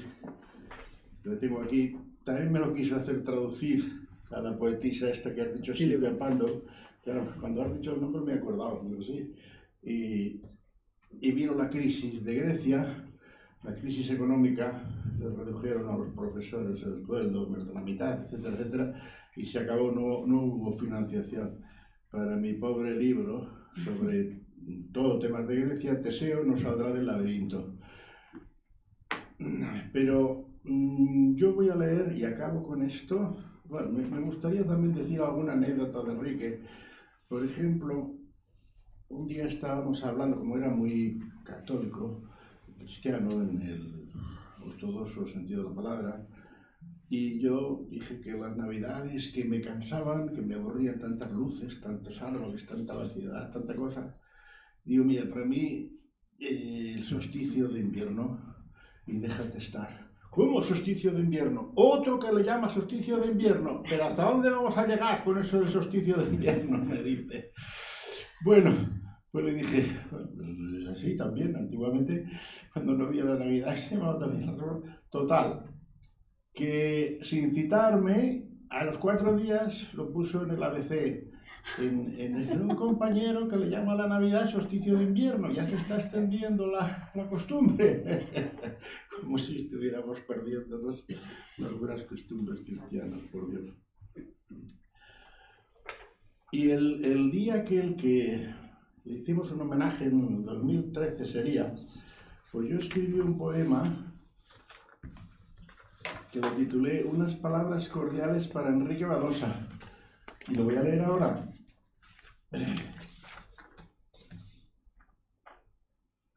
Le he puesto deliberadamente un latinajo de Horacio. Aquí tengo el libro, que quiero mucho porque es una traducción extraordinaria. Como bien ha dicho Margarita, se notan mucho los diccionarios y las consultas que hacía porque es una traducción extraordinaria de Horacio. A mí me gusta también consultar distintas traducciones y bueno, aunque no conozco el griego, pero sé quién afina y quién no afina el instrumento. Dun loquimur fugarit invita aetas, carpe diem, quam minimum credula postero. Enrique lo traduce así: mientras vamos hablando, dun loquimur, se habrá escapado el envidioso tiempo. Fugarit invita aetas, el envidioso tiempo, invita aetas. Es muy bonito el latín. Carpe diem. Esto no tiene traducción en ningún idioma. Es el día de Carpen. Carpen era el día que había que cortar una flor entre abril y mayo que florecía en los campos romanos, que solamente duraba un día. Ese día salía esa flor y ya no se veía más en todo el año. Por tanto, eso era el Carpe diem, lo fugitivo del tiempo. Carpe diem, quam minimum credula postero. Goza del día de hoy. Pero ves, esto es un invento. Carpe diem no es goza del día de hoy, aunque quiere significar eso. Cuidado, que hablamos también de los étimos. Y no confíes mucho en el futuro. Horacio, Carmina 1, 11, versos 7-8. Echo en falta tu verbo y tus palabras, Enrique, con frecuencia. Te echo en falta. Porque en tu poesía siempre es vísperas y en ella está la luz que falta al día. Caminar entre versos, entre amigos, barajar la verdad de las palabras, la magia y maravilla de su lámpara, es tu andadura a la intemperie libre. Tu consejo es preludio generoso, batea experta de buscar pepitas de oro de poesía en el río del tiempo, consciente de que el oro está en la búsqueda. El oro es la búsqueda de la poesía. No lo vamos a encontrar, pero hay que llevar las bateas preparadas. ¿Cuánto nos ha enseñado Marco Aurelio? Embarcaste, navegaste, arribaste, desembarca. Cada vez que leo este verso de Marco Aurelio es que me quedo clavado, porque es así la vida. ¿Cómo se puede resumir en 4 palabras? Embarcaste, navegaste, arribaste. Bájate de la barca de Caronte, desembarca. Ya se ha llevado.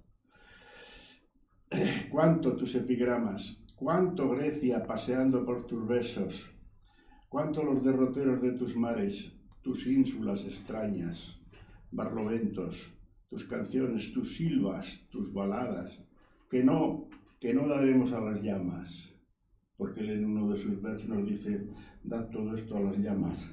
No, hay que guardarlo.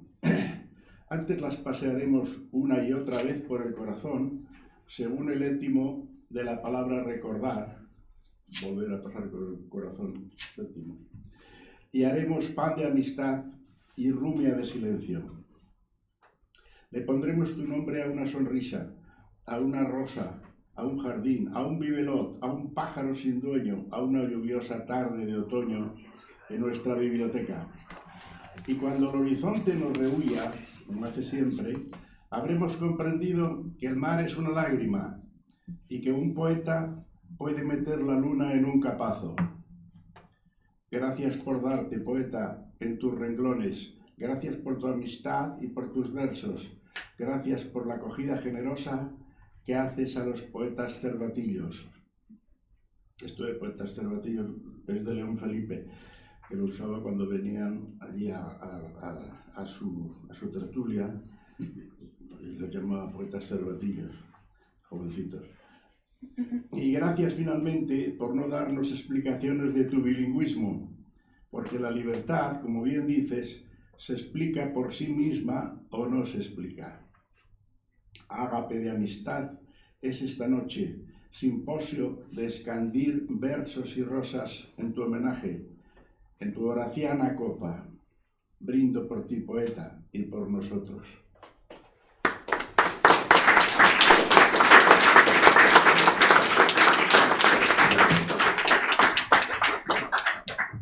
Felipe, tu turno.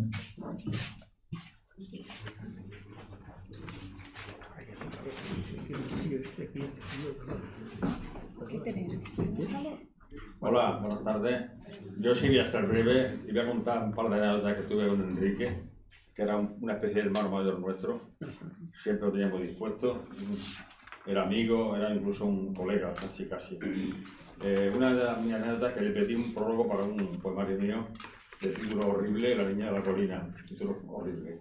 Y eso estuvimos riéndonos muchas veces aquí en el jardín del Ateneo sobre el título. Por aquel tiempo estaba muy en la prensa La niña de Rajoy. Y venga, La niña de Rajoy. Y yo, bueno, que no lo pongo, que sí, que lo ponga. Que no lo pongo. Y bueno, y luego después, cosas de la vida, La colina va y se muere Jesús Quintero, ¿no? Por todos lados me iba a pillarlo. Y él me dice en el prólogo, La niña de la colina, título atrevido, pero adecuado al propósito del autor, y que sin estridencia irá vertebrando lo que constituye la obra. Y qué suerte de poema, elegiaco sin duda, rotundo en su practicidad, formal, incluso en su comedia, en su comedida extensión. Felipe Cérvulo está asistido, bueno, etcétera, etcétera, etcétera. Ya con aquí alabanzas que vamos, que me lo voy a ahorrar, ¿no?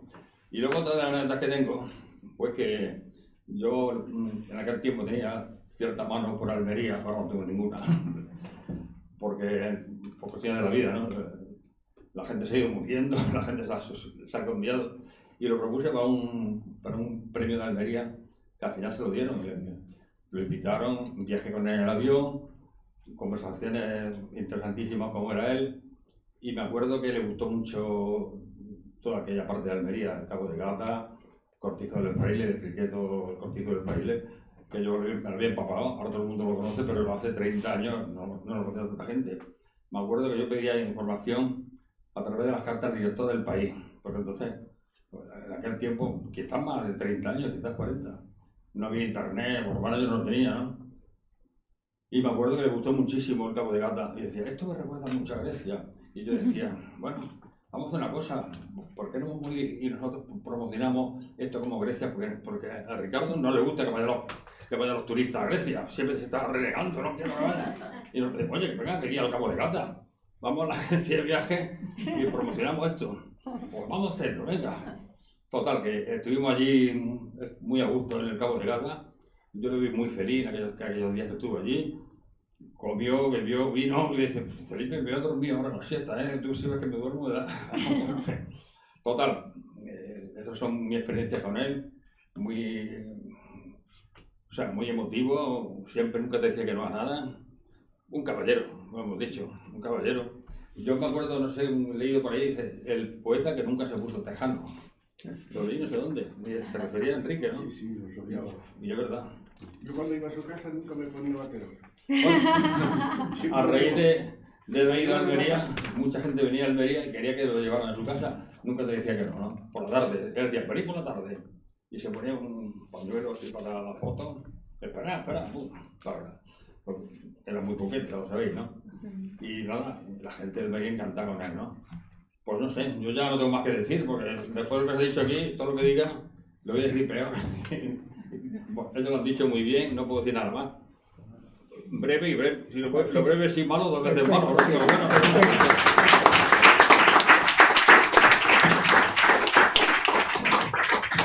Ahora nos leerá dos poemas de de Ya cada día es más noche, que es un libro de 2006, los poemas cortos. Vale. El primero se titula Un silencio de libros cerrados. Son muy breves. Un silencio de libros cerrados.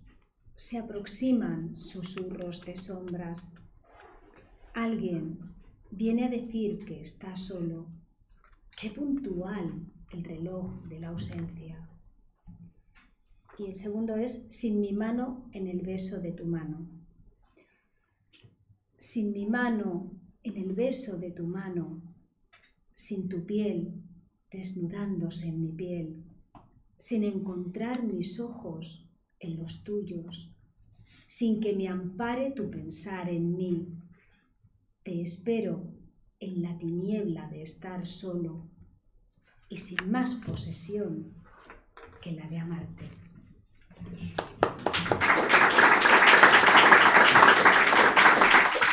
Carmen. Carmen Plaza. Buenas tardes. Gracias a los organizadores. Estamos aquí celebrando a Enrique en una especie de ágape de entre amigos en su honor y por lo menos para mí, es muy emocionante. Yo tuve ocasión de conocer a Enrique hace unos 20 años a través de un amigo común, el querido poeta también tristemente desaparecido Joaquín Marco, y fue realmente un hallazgo. Lo traté con cierta asiduidad en esta última etapa de su vida y le debo mucho, porque él me animó a publicar, cosa que yo no tenía en absoluto en mente. Presentó libros míos, me dio sabios consejos que creo que lo mejor que puedo hacer hoy, y por la brevedad de tiempo, es compartirlos entre todos estos consejos. Muchos de ellos aparecen, 14 o 15 brevemente, están reunidos en sus ensayos, que son unos libros que recomiendo a todos, no solo a los escritores, son unos consejos sorprendentes en estos ensayos para los lectores, para los amantes de la literatura, porque son verdaderos hallazgos, que muchas veces no sabemos, pero basta un minuto de meditación para que lo podamos metabolizar. Y luego surge en el momento inesperado, cuando leemos un libro o cuando queremos escribir un verso. Ahí está. Conocí su obra antes que a él, y concretamente la parte de su obra que conocí primero fueron sus traducciones. Yo estaba hace años leyendo, muy interesada en leer poesía catalana, porque me impresionaba el valor del idioma catalán para la poesía. Tenía una música especial, tenía una belleza especial. En aquella época yo había tenido ocasión de conocer a algún poeta catalán, como a Josep Carné, al propio Espriu, a través de su hermano, el médico José Espriu.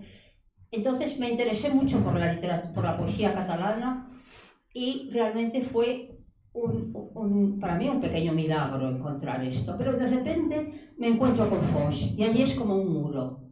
Hay unas palabras que son realmente difíciles para una persona que no es catalano parlante. Hay una poesía críptica que es realmente difícil y a mí me obsesiona desentrañar el verso. Entonces, aquella poesía de Espriu para mí era como un enigma. Y de repente me encuentro con el libro traducido por Badosa de Foix. Y este fue para mí el primer regalo que me hizo Badosa, porque poder llegar a comprender a Foix a través de esta traducción, a mí me cambió la vida, me cambió mi imagen de la poesía. Se lo comentamos alguna vez después y él le hacía mucha gracia cuando le decía esto. Decía, no, venga, no estés para cosas. No, es verdad, no exageres, me decía. Después, también la traducción fue el segundo paso a través de Enrique y fue porque ya cuando habíamos hablado ya más veces, conocías a Margarida Trías, que fue también otro hallazgo a través de él, porque realmente yo creo en esta especie de cadena a través de afinidades, de gustos, de sentimientos, y la poesía es una enorme cadena de conocimientos. Entonces, un día llegamos a una cena que habíamos preparado para celebrar algo. Él siempre quería celebrar cosas. Y entonces, llegamos a la cena y yo estaba leyendo en aquel momento la traducción de él de Horacio. Las odas y bueno, el tema, este libro que tienes por ahí tan precioso. Y entonces yo llegué a la cena y le di un poema que yo había escrito para Horacio, que era más largo de lo que yo solía escribir y con versos más largos de lo que yo solía escribir, precisamente en honor del Carpe Diem. Entonces él se puso como a reír, yo no entendía nada. Entonces él saca otro misterioso paquetito, me lo da, y es su traducción de Horacio. Yo nunca había hablado con él de Horacio, pero yo le daba un poema de Horacio y él me daba el libro de Horacio. A partir de aquí hablamos de las afinidades selectivas. Y realmente con Enrique yo tuve muchas afinidades selectivas. Tengo que decirlo, se lo dije a él, porque pensábamos de forma muy parecida sobre determinados hechos literarios y poéticos. Recuerdo que él siempre adoraba a las musas. Bueno, él decía que las musas le adoraban a él, pero que de vez en cuando eran esquivas, que era muy coqueto. Entonces, él decía que las musas, que no tenía razón Paul Valéry cuando decía que las musas le regalaban el primer verso. No, a mí me regalan el último. Y realmente es cierto. Y era algo que yo también me pasaba, que a mí, yo cerraba siempre con un verso y cierro con un verso que me es dado, yo no lo invento ni lo pienso, pero me llega. Entonces lo habíamos comentado, él con este tema de las afinidades selectivas de Goethe estaba muy de acuerdo.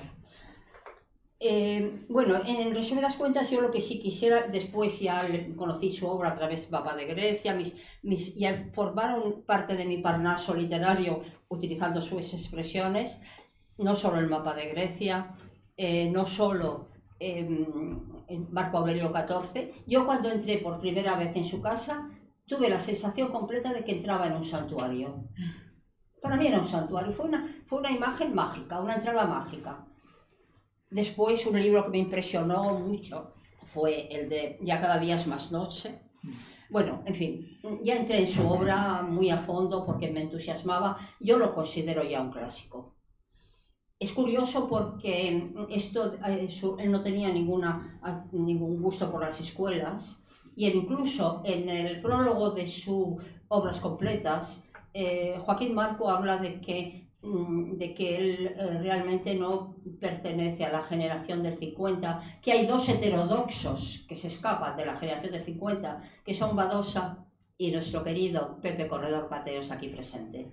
Y habla de vosotros dos como de dos heterodoxos de esta escuela, curiosamente. Bueno, después aprendí de él mucho y de su poesía, y ahora brevemente he extractado 15 puntos que yo aprendí de él y de sus ensayos, y que me gustaría compartir un poco de esta generosidad que derrochaba Enrique, y yo la transmito ahora. Punto 1. Amor a la palabra depurada, evitando vulgarismos. Como un escultor, él hablaba de ir arrancando toda la materia, como él decía, prescindible, apartarla, y dejar puramente la esencia, lo que él llamaba el don de la palabra exacta. Precisión. En segundo lugar, búsqueda del equilibrio, que se ha hablado también.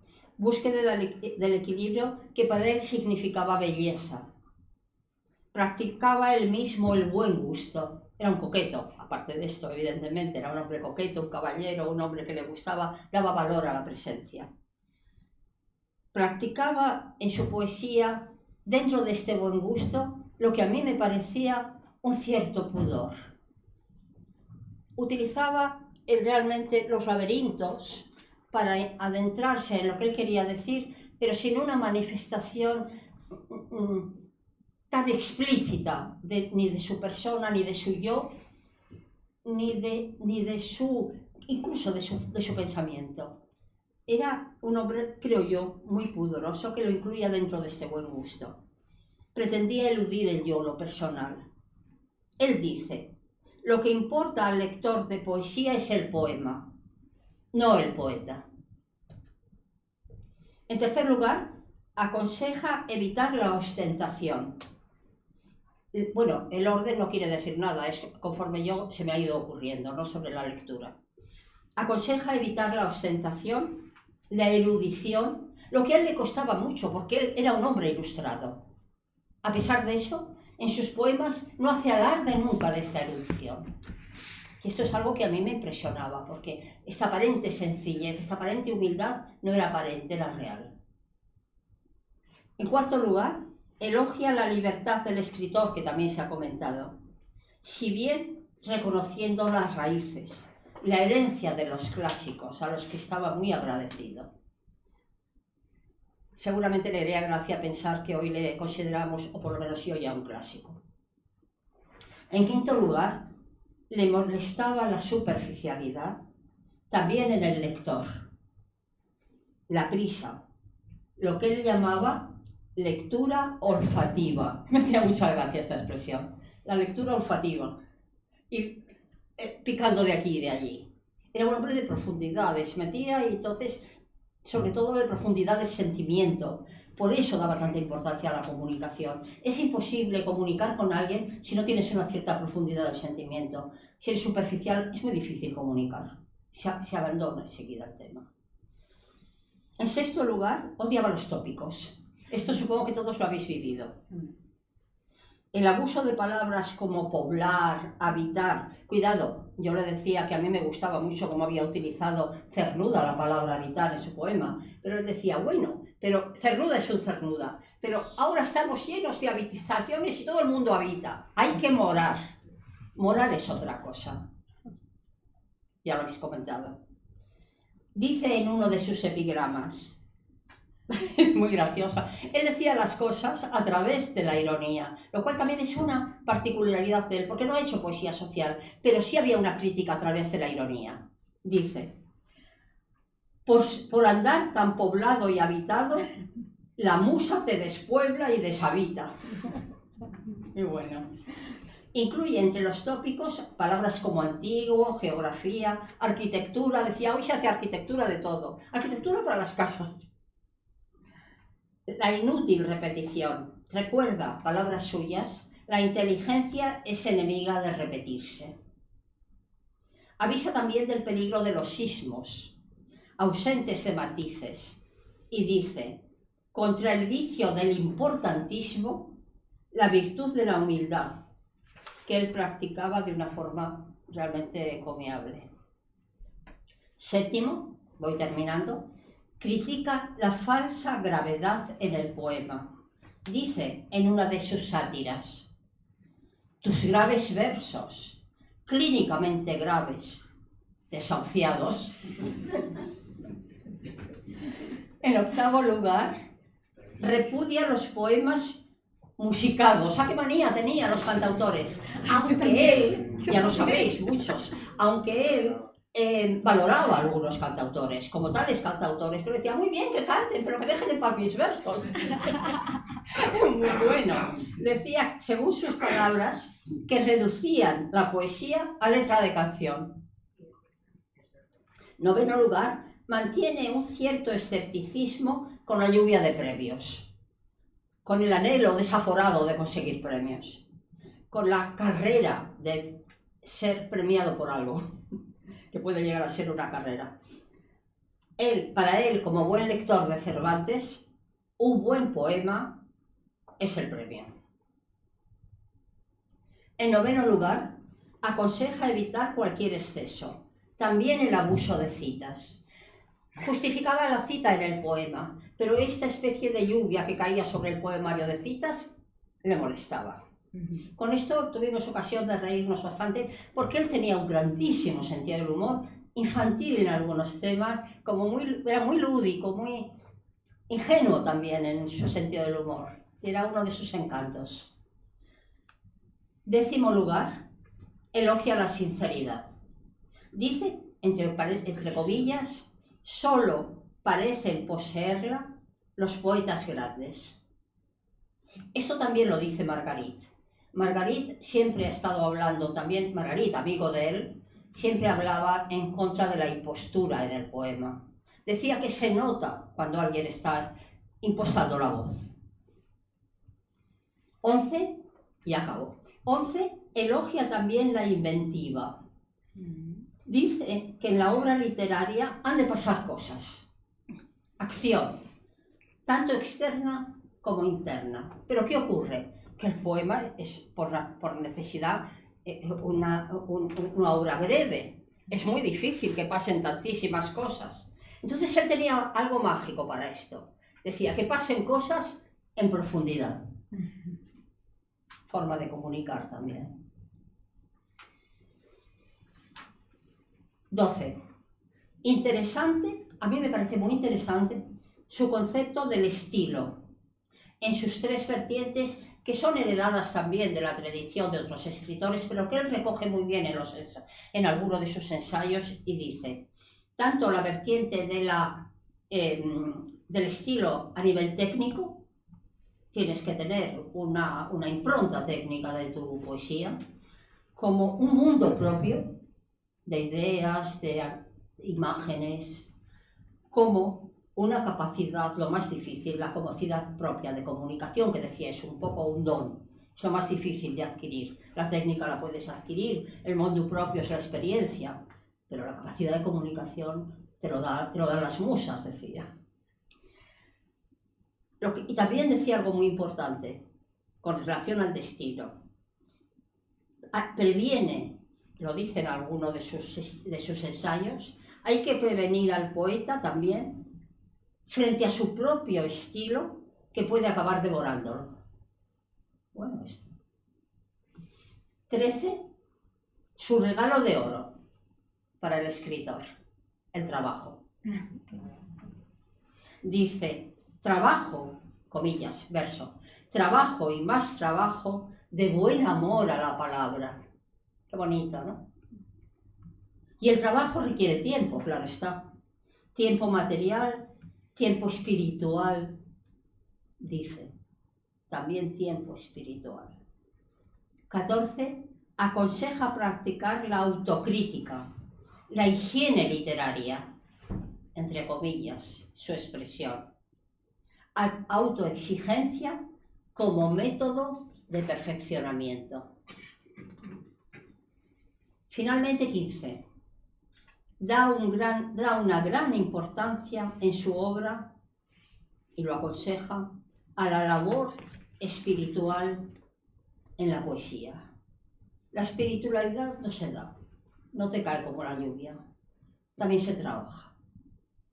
Somos carne y espíritu. Y ese espíritu, lo hemos comentado con él tantas veces, ese espíritu, si no lo trabajas, se queda en nada, o sea, se va deteriorando. Por lo menos se deteriora la capacidad de superación dentro de ese sentimiento, de ese espíritu.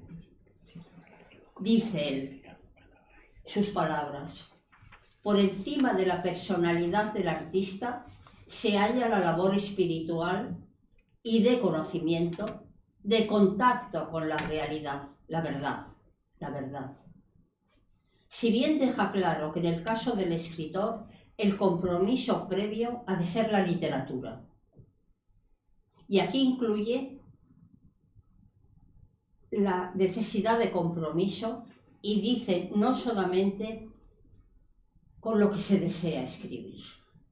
Bueno, aquí había unas largas disquisiciones sobre el cultivo de la persona, el cultivo de la personalidad, el trabajo sobre uno mismo, en fin, toda esa serie de cosas. Y aspecto importante, esto es muy importante para él y también para mí fue una lección, que para él no hay géneros grandes, géneros pequeños. Hay verdad, hay belleza, hay trabajo, el resultado. De esta forma, a él le molestaba que se considerase la poesía satírica como una obra menor. De hecho, él dijo, quizá las cosas más importantes que dijo a nivel social, a nivel de compromiso, fueron a través de sus sátiras y de sus epigramas. Y ahí criticó todo lo criticable. los prohombres, el autoritarismo, el desprecio, tantísimas cosas que son verdaderas joyas en sus epigramas. Pero lo dijo sonriendo, riendo. Otro favor que nos hizo, otro favor. Luego, a mí personalmente me hizo otro favor. A mí me gustaba mucho escribir poesía y me sigue gustando escribir poesía para niños. Pepe Corredor lo sabe porque él ha sido uno de mis maestros en la poesía para niños, ha escrito poesía maravillosa para niños, que ha sido un poco pauta para mí, te lo confieso. Y entonces, lo hablamos de ti con él y me decía, Pepe es un ejemplo, un poeta premio nacional que escribe para los niños. Los niños están olvidados en este país. Un poeta nacional que escribe para ellos. Los maestros tienen que enseñar a los niños desde que son pequeños. Tienen que enseñarles a leer poesía en voz alta. Tienen que educarles para la poesía. Es un don. Es como educarles para la música. Hay que cultivar el oído poético. Una maravilla. Y a mí me ayudó mucho a seguir escribiendo poesía para niños. De hecho, cuento una anécdota final que me emocionó mucho y, bueno, quiero compartirla. Que es que yo le di uno de los últimos libros que he escrito para niños, he escrito 4, 5 o 6, no sé, y uno de ellos es Jugar a versos. Y se lo di. Entonces, hacía tiempo ya, bueno, cuando se editó, hace un año o no sé cuánto, y entonces, o más, y entonces él me llamó como 15 o 20 días antes de morir. Yo no sabía que iba a morir tan pronto. Si no, hubiera aprovechado más esa llamada y hubiera disfrutado más esa llamada, hubiera hecho algo más. Pero bueno, me llamó y me dijo, Carmen, te quiero felicitar por este libro de los niños de Jugar a versos, porque lo tengo de libro de cabecera. Ahora me cuesta mucho leer poesía, leer nada, me cansa. Y este libro no me cansa nada, porque me siento otra vez, cuando lo leo, me hace gracia y juego y me hace volver a mi infancia. Entonces, yo como homenaje, con mi buen amigo Josep Antón Vidal, que está por ahí arriba, que es mi traductor al catalán, gracias Josep Antón, y el que presenté a Enrique le encantó su poesía y le encantó sus traducciones, traductor de Valéry, traductor de Pessoa, a él le encantó sus traducciones y le ha traducido el mapa de Grecia, como ha dicho Ricardo. Bueno, pues con Josep Antón hemos hecho la edición de Jugar a versos en catalán. Y el primer pequeño verso está dedicado a esta anécdota y a Enrique Badosa. Finalmente, quiero recordar su sentencia de que dice él, la poesía es un hecho absoluto. Se es poeta o no se es. Y luego, finalmente, para acabar de definir a Enrique, creo que lo que define de verdad a Enrique es la autenticidad. En sus versos dice, creo que es el epigrama 49, que para quién escribo y para qué, por lo mismo que te hablo y leo mucho, para poder llegar a ser quien soy. Gracias.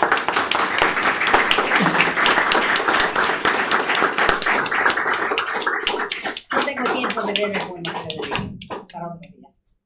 Habíamos previsto acabar, pero tenemos aquí a Pepe Corredor y queríamos saber si nos dice unas palabras. No podemos perder la oportunidad de que Pepe nos diga algo para cerrar el acto. Caballero.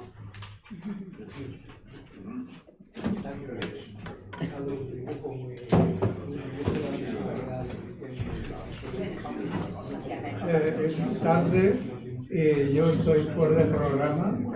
Yo, a pesar de que era amigo de Enrique desde el año 47 o 48, o sea, una larga vida, yo comprendo que después de la pandemia no sabemos quiénes hemos sobrevivido. Pero resulta que yo he sobrevivido y estoy en bastante buen estado a pesar de la pandemia, de la guerra, de la crisis y de todo. Entonces no he preparado nada, pero porque yo quería haber hablado de nuestra amistad, de que era un gran poeta y una excelente persona. Una persona en la que podías confiar, porque hay muchos amigos a los que quieres, pero dices, bueno, no sé si le confiaría según qué. a Enrique le podías explicar lo que quisieras, que fuera delicado, que no sé qué, y te lo podías confiar. Y eso es muy raro. Es decir, una persona excelente. Y cuando esa persona desaparece, entonces los elogios no muchas veces unen el agradecimiento y el reconocimiento del artista, del creador y también de la persona. Bien, yo como no lo he preparado, lo que voy a hablar muy rápidamente de algunas cosas que me han sugerido los que han intervenido. Por ejemplo, cuando se habla de él como de Apolíneo, me ha parecido muy bien. Y resulta que Apolíneo, por lo tanto, cuando él en el último libro, de los que hemos hablado, el Marco Aurelio XIV, ese libro hay una muerte. Pero no es que sea ya, digamos, que haya caído en Dionisios. No, sigue siendo Apolo, porque recordemos que Apolo también destruía y también mataba, pero siempre de una manera positiva, precisamente para que renaciera, cara a la renación. Y eso era positivo, y eso, por lo tanto, forma parte de la manera como Enrique era, que era una persona positiva, una persona que cuando hable de la muerte transmita. Bien, Marco Aurelio XIV, como él era tan católico, yo no sé si sabía que Marco Aurelio, que era una persona ejemplar también, y que le querían un complot para matarlo, y los detuvieron y los perdonó la vida. Pero sin embargo, se le acusa a veces de que perseguía a los cristianos. No hay que decir que lo mataron. Era lo único que perseguía, lo único negativo que se encuentra en él, pero hay que ver que los primeros cristianos eran muy incordiantes. Suponían un peligro para la sociedad. La señal es que cuando cogen el poder empiezan a cargarse a los paganos. Por lo tanto, eso me ha parecido. No sé si he apuntado alguna cosa más. Bueno.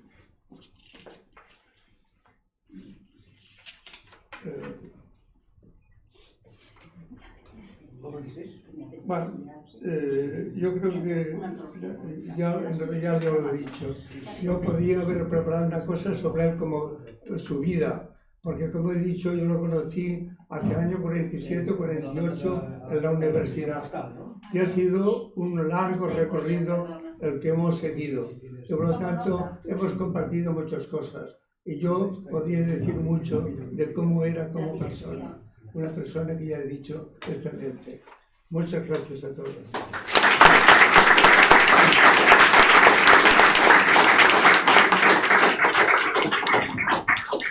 Y para cerrar el acto, Toulouse nos leerá el último poema de su último libro.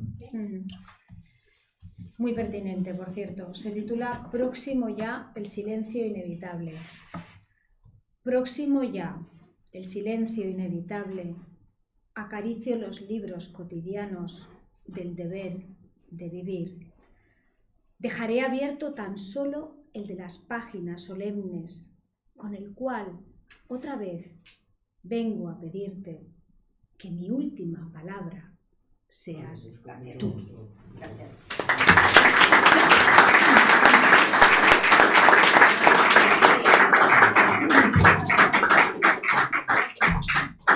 Muchas gracias a todos por estar aquí.